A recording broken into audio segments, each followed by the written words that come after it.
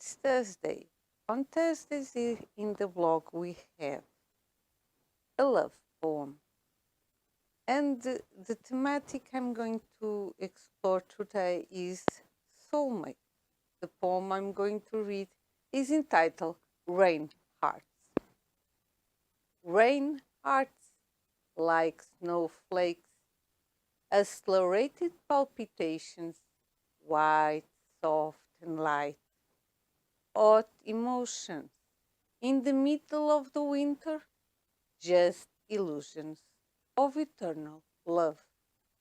Intense looks that strips the soul, make it difficult, keep calm, and certainly remains a mystery of sensations in the present, for now, rain hearts. This was the poem of today.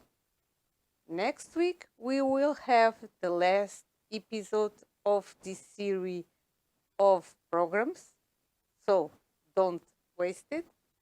And tomorrow, Wednesday, we have worldly poetry.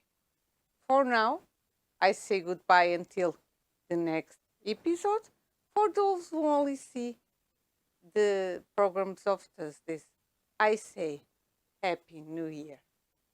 So, bye bye.